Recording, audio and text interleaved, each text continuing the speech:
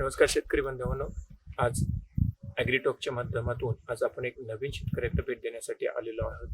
तर आज आपण आहोत पादिरवाडी आनंद वडगाव तालुका जुन्नर जिल्हा पुणे या ठिकाणी आलेलो आहोत. आज आपण येथे लाल सोनं या ठिकाणी पिकवलेलं आहे. तर त्या लाल सोन्याची यशोगाथा खऱ्या अर्थानं आपण जाणून घेणार आहोत. आज जर पाहिलं तर आपण ज्या शेतकऱ्याकडे आता आपण आलेलो आहोत, त्या शेतकऱ्याने डोंगरामध्ये खडकामध्ये लाल सोनं कसं पिकवलंय ते आपण त्यांच्याकडून जाणून घेऊया. तर आपण आज आपल्यासोबत ॲग्रीटॉक चॅनलवरती श्री सत्यवान गागरे सर आहे, तर त्यांच्याकडून जाणून घेऊया या लाल सोन्याची यशोगाथा. तर नमस्कार सर, आमच्या ॲग्रीटॉक चॅनलमध्ये आपलं सहर्ष स्वागत करतो. नमस्कार, मी Satyavan Prabhakar Gagare. First of all मी आभार मानेल की शांतारामजी गावडे साहेब यांनी या मुलाखतीकरिता ॲज अन इन्स्पायरिंग स्टोरी म्हणून प्रथमतः आमच्या शेतीच्या संदर्भातली आणि आमची निवड केली. तो थँक्यू सो मच सर. गेले अनेक वर्षापासून म्हणजे साधारण 2001 सालापासून ज्या एरियामध्ये मी राहतो ते म्हणजे पादिरवाडी वडगाव आनंद तालुका जुन्नर जिल्हा पुणे. हा भाग जो आहे हा खडकाळ आणि डोंगर दऱ्यांमध्ये आहे. सह्याद्रीच्या कुशीमध्ये भवानी माता मंदिर आणि कमला माता मंदिराच्या या एरियामध्ये, या पावनभूमीमध्ये आम्ही राहतो. पण गेल्या अनेक वर्षात ॲज अन शेतकरी म्हणून आम्हाला असा फायदा या शेतीमध्ये कधीच पाहायला मिळाला नव्हता. जिथे पाणी पिण्याची सुद्धा भ्रांत होती, तर तिथं शेती काय करायची ते फक्त एक स्वप्न होतं. आणि ते स्वप्न पूर्ण करण्याकरता आम्हाला त्या दीर्घकाळ म्हणजे जवळजवळ 20-25 वर्षांची वाट पाहावी लागली. जेव्हा ही छोटीशी शेती आमच्या ताब्यामध्ये आली, तेव्हा आम्ही विचार केला की आजूबाजूच्या परिसरामध्ये काय प्रकारची शेती घेतली जाते. तर साधारण कांदा हे पीक आहे किंवा टोमॅटो, काकडी आहे, ही तरकारी आहे. आणि मग तो बाजारभाव आपल्याला कशा पद्धतीने मिळतो, तर सगळ्या शेतकऱ्यांकडून आम्हाला असं समजलं की प्रत्येक वेळेला जावं तर आपली शेती तोट्यातच आहे. मग काय करायला पाहिजे? मग आम्ही आजूबाजूच्या परिसरातला आणि मार्केटचा सर्वे केला.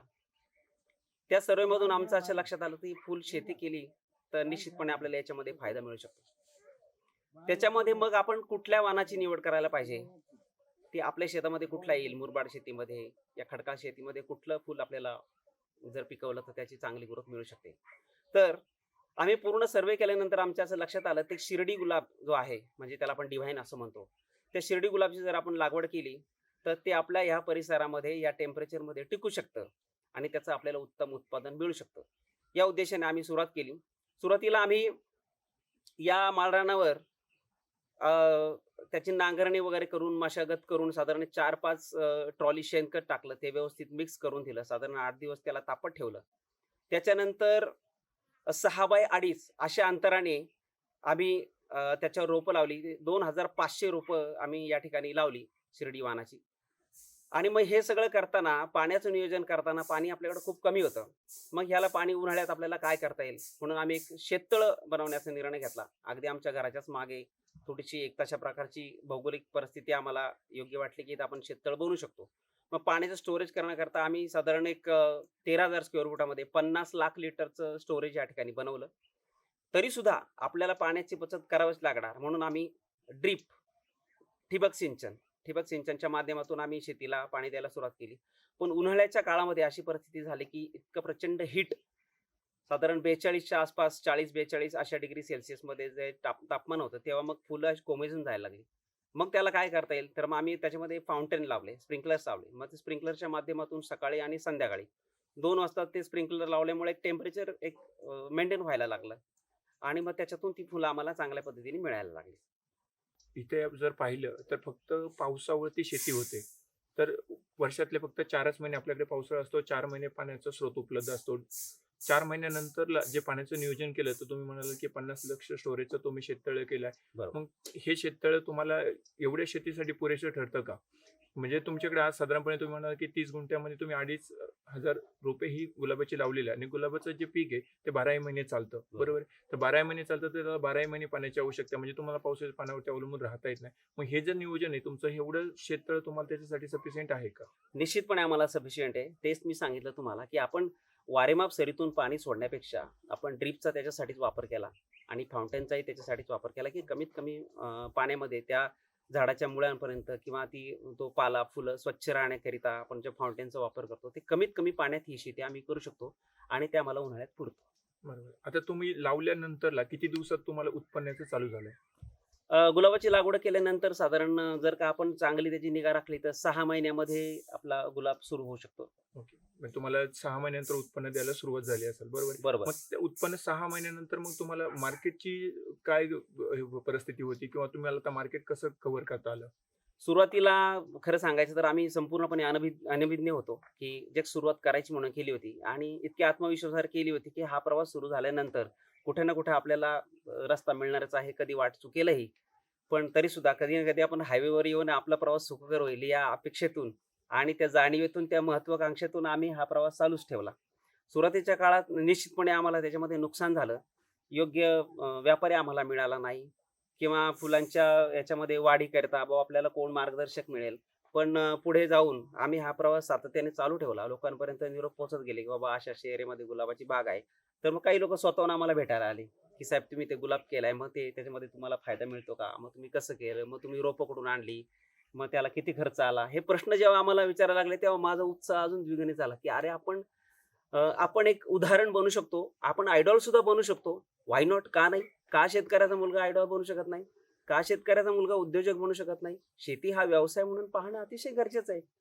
मग त्या दृष्टीने आम्ही सगळा विचार केला आणि जसं मी मगाशी म्हटलं, की सप्लाय आणि डिमांड हे पाहिलं पाहिजे. शेतकरी असा की उत्तम प्रोडक्शन तो मिळू शकतो, क्वालिटीचा माल देऊ शकतो. पण तो जेव्हा गाडी भरून मार्केटमध्ये जातो, तेव्हा त्याचा भाव शेतकरी नाही ठरवत. त्याचा भाव दुसरा माणूस ठरवतो. तेव्हा फार दुःख होतं. जेव्हा आपण त्या शेतीमध्ये दिवस रात्र पाणी भरतो, आजकाल तुम्ही पाहत आहात बिबट्याची पण भीती आहे. एवढा सगळा मनावर ताण आणि टेन्शन घेऊन पैसे आर्थिक गणित करून ती पिकं आपण जेव्हा ती जे उत्पन्न आहे ते घेऊन गेल्यानंतर त्याचा भाव जर आपण ठरवू शकत नाही तर अतिशय वाईट गोष्ट आहे ही. म्हणून त्याच्याकरता असा आपण विचार केला की मार्केटचा सुद्धा स्टडी असला पाहिजे. म्हणून मग आम्ही थोडीशी ओळख काढत दादर मार्केटमध्ये आम्ही मिळवला कॉन्टॅक्ट नंबर आणि आता रुटीन आमचं चांगलं बसले. सर, तुम्ही आता म्हणालात की दादरपर्यंत तुम्ही मुंबईपर्यंत मार्केटसाठी गेलात. बरं. आज एवढ्याच डोंगराळ भागातून, खेड्या भागातून तुमचा आज मुंबईपर्यंत तुम्ही मार्केटसाठी गेलात. पण तुम्हाला मुंबईला सुरुवातीचा अनुभव आणि आजचा अनुभव याच्यात काही फरक जाणवला का? निश्चितपणे आम्हाला फरक जाणवला. आम्ही सुरुवातीला आम्हाला कुठल्याही प्रकारची माहिती नसताना सुरुवातीला आम्ही बाजारात माल पाठवायला सुरुवात केला. आपल्याच गावात वडगाव आनंदमधला एक असा आम्हाला दलाल भेटला, की तो योगायोगाने माझ्या मित्राचा भाचा निघाला आणि तो म्हणाला, की साहेब आपण तुमचा माल चांगल्या पद्धतीने विकू. आणि मग त्याचं विक्रीचं नियोजन व्यवस्थित झाल्यामुळं मग आम्हाला चांगलं उत्पादन आणि विक्री याचा ताळमेळ बसलेला आहे. आम्ही त्यांचंही मार्गदर्शन घेतो आणि आम्हाला आम्ही ही पद्धत सेंद्रिय पद्धतीने फुलशेती करतो. याच्यामध्ये अजिबात रासायनिक कुठलेही वापरत नाही. त्याच्यामुळे दीर्घकाळ टिकणारं फुल म्हणजे समजा आज आपण फुलं तोडली तर साधारण 2-3 दिवसापर्यंत ती फुलं चांगली राहू शकतात. आता मी तुम्हाला माझा अनुभव सांगतो. मी जेव्हा काही फुलं घेऊन पुणे शहरातल्या माझ्या काही सहकाऱ्यांना ती फुलं प्रेमाने गिफ्ट देण्याकरता घेऊन जातो. ते कधी-कधी संडे टू संडे म्हणजे ते आठवडाभर सुद्धा टिकताना मी त्याचा अनुभव घेतलेला आहे. याचं कारणच ती सेंद्रिय पद्धतीने केल्यामुळे हा आम्हाला फायदा झालेला आहे. पण सर, तुम्ही म्हणाला की 8 दिवसापुरतं. आता जनरली आपण पाहिलं तर बहुतेक ठिकाणी मी स्वतःही अनुभवलं किंवा बाकीच्यांनी पाहिलं की सगळ्यात खूप साऱ्या ठिकाणी असं आहे की त्यांनी पॉली हाऊसमध्ये गुलाबाची शेती केलेली आहे. बरोबर. पण तुम्ही ओपन स्पेसला गेली, ते पण डोंगरामध्ये केली. मग ह्याला तुम्हाला जगवताना याच्यामध्ये तुम्हाला काही कसरत करावी लागली का? काही वेगळं काही करावं लागलं का? ह्याच्यामध्ये शेतकऱ्याची तर कसरत म्हणजे गेली अनेक वर्षांपासून शेतकरी हा दररोजच कसरत करत असतो. मी माझ्या डोळ्यांनी पाहिलेले. माझं लहानपण शेतीमध्ये डोंगरदऱ्यांमध्ये गुरवळण्यामध्येच गेलेलं असल्यामुळं शेतकऱ्याची काय अवस्था असते आणि तो काय पद्धतीने हे सगळं स्ट्रगल करतो. खिशामध्ये पैसा नसतो. माल पिकवताना आपल्याला दुसऱ्याकडून भांडवल घ्यावं लागतं आणि मग नंतर वर्षाच्या शेवटी किंवा 2-3 महिन्याच्या शेवटी कळतं की अरे आपल्यावरच कर्ज झालेलं आहे. मग ती जी मनाची अवस्था असती ही सगळी माझ्या पूर्णपणे लक्षात होती. मला हे माहीत होतं काही तर आपल्याला कसरत करावीच लागणार होती. पण मी शेतीकडे केवळ शेती म्हणून न पाहता शेती व्यवसाय म्हणून याला मी व्यवसाय म्हणून निवडला आणि मग मी असं समजलं की आज इतर राज्यांमधून लोक आपल्याकडे इथे येतात, दुकानं टाकतात, स्वीट मार्ट टाकतात. तर ते इथं कसे टिकतात? तर ते त्यांच्याकडे एक सस्टेनिंग पॉवर ठेवतात की माझं किराणा मालाचं दुकान किंवा माझं स्वीट होम किंवा माझा कुठलाही व्यवसाय जर माझा 2-3 महिने नाही चालला तर मी त्याला बंद करायचा का? तर नाही. आपली स्वतःची विश्वासार्हता मिळवण्यासाठी लोकांशी आपल्याला जास्तीत जास्त लोकांशी ओळखी होण्याकरिता त्या परिसरात आपल्याला सेटल होण्याकरिता एक 4-2 वर्षाचा काळ व्यवसायाला दिला पाहिजे तो व्यवसाय ग्रो करण्याकरिता. म्हणून मी ठरवलं की आपल्याला 3-4 वर्षे तरी या शेतीमध्ये आपण भांडवल घालत राहायचं. एक ना दिवस याचा आपल्याला एक दिवस नक्की इनपुट येईल आणि मग आपल्याला कळेल की अरे आपला निर्णय बरोबर होता. मग त्या दृष्टीने आम्ही विचार केला आणि एक सस्टेनिंग पॉवर ठेवली आणि ती ठेवायलाच पाहिजे. आपापली कॅपॅसिटी पाहायची. समजा आपल्याला आपल्या डोक्यात आलं की आपल्याकडे 1 लाख रुपयाचं साधारण भांडवल आहे. या भांडवलाला आपल्याला त्या रोटेशनमध्ये फिरवत 2-3 वर्ष चालवायचं. तर त्याचं तुम्ही प्रॉपर जर प्लॅनिंग केलं ना, हे सहज शक्य आहे. It is possible. आज साधारणपणे तुमची किती दिवसाची रोपं झालेली किती दिवसाची बाग झालेली आहे तुमची? आपली बाग ही साधारण आता 2.5 वर्षांपेक्षा जास्त झालेली, 2.5 वर्ष झालेली आहे बागेला. सुरुवातीच्या काळाला आपण ती फुलं जरा कमी येत होती, पण नंतर आता आठवड्याला 40 ते 50 किलो आता सध्या फुलं येतात आहे. आणि आम्ही मधल्या काळात चांगला म्हणजे उच्च दर्जाचा रेट अनुभवला तर ₹250 किलो हा भाव आम्हाला मागच्या मार्गशीर्षमध्ये महिन्यात मिळाला. त्याच्यामध्ये मला मी म्हणजे I would like to express with this things. I was very happy. मी खूप आनंदी आहे, कारण मी यासाठी आनंदी आहे की ते ₹250 किलो मला ₹250 महत्वाचे नाही. अरे शेतकरी हे पैसे मिळू शकतो, हे मी आत्मविश्वासाने लोकांना सांगू शकतो. आतापर्यंतचा तुमचा उच्चांकी भाव ₹250 किलो पर्यंत गेलेला आहे. बरोबर. तर आता जे शेतकरी गुलाबी शेती करू इच्छितात तुम्ही त्यांच्यासाठी काय सांगाल किंवा कुठल्या प्रकारचं वाण निवडलं पाहिजे किंवा कुठले हे केलं पाहिजे मार्केटसाठी पण त्याचा फायदा होऊ शकेल शेतकऱ्यांना? बरोबर. नक्कीच मी शेतकऱ्यांना म्हणण्यापेक्षा मी तरुण शेतकऱ्यांशी नक्कीच या माध्यमातून ते जर ऐकत असतील आणि पाहत असतील तर मी त्यांच्याशी अशा प्रकारचा संवाद साधतो की मित्रांनो, आज आपली पिढी शिकलेली आहे. अनेक सोयीसुविधा पूर्वीच्या काळी काही नव्हतं. पूर्वीच्या काळामध्ये सायकली सुद्धा मोठ्या मुश्किलीने मिळायचे. आता काळ बदललेला आहे. तो जो बदललेला काळ आहे, आलेली टेक्नॉलॉजी आहे, AI असेल किंवा इतर अनेक गोष्टी आहेत. आता शेतीमध्ये अनेक तंत्रज्ञान वापरतात. तर तंत्रज्ञानाचा मॅक्झिमम वापर करा. माझ्या सर्व युवा शेतकऱ्यांना संदेश म्हणण्यापेक्षा मी आपल्याशी संवाद साधू इच्छितो. जर तुम्ही मला कुठून पाहत असाल आपल्या चॅनेलच्या माध्यमातून, साहेबांच्या माध्यमातून, तर मी तुम्हाला निश्चितपणे सांगू शकतो की आता काळ बदललेला आहे. म्हणजे आपल्या पिढीने अनेक गोष्टींचा प्रवास पाहिलेला आहे. अगदी पायी चालण्यापासून, सायकलपासून, मोटरसायकलपासून, कारपासून, काही लोकांनी हेलिकॉप्टरपर्यंत बसण्याचा देखील प्रवास पाहिलेला आहे. मग हा बदललेल्या काळाचा शेतीमध्ये तंत्रज्ञानाचा कसा उपयोग करून घ्यायचा, याचा तुम्ही जास्तीत जास्त अभ्यास करून, विचार करून, अत्यंत कमी भांडवलात किंवा आपल्या खिशात जेवढे पैसे त्याच भांडवलाचा उपयोग करून ₹2चे ₹4, 50,000चे 1 लाख, लाखाचे 4 लाख कसे करता येतील, हा तुम्ही विचार केला पाहिजे. मी म्हणेल AI टेक्नॉलॉजीला तुम्ही संकट समजू नका. AI टेक्नॉलॉजीला मित्र समजा आणि त्याच्याशी मैत्री करून तुम्हाला जेवढा काही फायदा करून घेता येईल. फॉर एक्झाम्पल मी तुम्हाला उदाहरण देतो. जेव्हा मी ही गुलाबाची शेती सुरू केली, तेव्हा माझ्या मनात प्रश्न आला की त्या शेतीमध्ये काय चाललंय मला कसं कळणार? तर तेव्हा मी विचार केला की तुला कळण्यासाठी की बाबा रे, आता CCTV कॅमेरे आलेले आहेत. मग मी पहिल्यांदा CCTV कॅमेरे लावून घेतले. स्वतःच्या मोबाईलमध्ये ॲप डाउनलोड करून घेतलं. घरामध्ये टीव्हीवर त्याचे ॲप्लिकेशन घेऊन ठेवलं आणि आम्ही पुण्यात राहून हे सगळं पाहतो. जरुरी नाही की तुम्ही स्वतः खांद्यावर काही घेऊन पळलंच पाहिजे. मॅनेजमेंट हा सुद्धा शेतीमधला अत्यंत महत्त्वाचा एक गोष्ट आहे. ती उत्तम नियोजन जरी केलं तरी तुम्ही यशस्वी होऊ शकता. व्हाय नॉट? का नाही? अरे शेतकऱ्याचा मुलगा आता खूप पुढे झालेला आहे, खूप मोठा गेलेला आहे. आणि जी मोठी झालेली लोक आहेत त्यांचा अभ्यास करा. त्यांच्या प्रवासाचा त्यांच्याशी मैत्री करा. त्यांच्याकडून आपण माहिती घ्या की हा काय प्रवास आहे, काय टप्पे आहेत, काय संकट येऊ शकतात. तुम्हालाही संकट येतील. आपल्याला कुठल्याही प्रकारे हादरून जायचं नाही, निराश व्हायचं नाहीये. ही उत्तम शेती करण्याकरिता, आपल्याला मोठं होण्याकरिता आणि एक यशस्वी उद्योजक, यशस्वी शेतीमधला उद्योजक होण्याकरता आपल्याला सतत प्रयत्न करायचे. आणि माझी इच्छा सांगतो मी तुम्हाला, मी केवळ माझ्यासाठी नाही म्हणून नाही, पण मी इतरांसाठी म्हणून मी सांगतो की मला करोडपती शेतकरी या सदरामध्ये, या कॅटेगरीमध्ये जाऊन बसायचं. अगदी मी तो चंग बांधलेला आहे. त्या दिशेने माझं सातत्याने पाऊल चाललंय. मी दिवस रात्र पछाडलेलो आहे. दिवस रात्र त्या विचारांनी मी काय करता येईल आपल्याला, या दृष्टीने काय करता येईल, असं माझं सातत्याने विचार चालू असतो. नक्कीच शेतकऱ्यांनी खरंच विचार केला पाहिजे ह्या गोष्टीसाठी. सरच तुम्ही जे शेतकऱ्यांना नवी दिशा दिली तर त्याचा नक्कीच ते उपयोग करतील, टेक्नॉलॉजीचा वापर करून शेती करतील. तसं तुम्ही तुमच्या शेतीमध्ये CCTV सिस्टीम केलेली.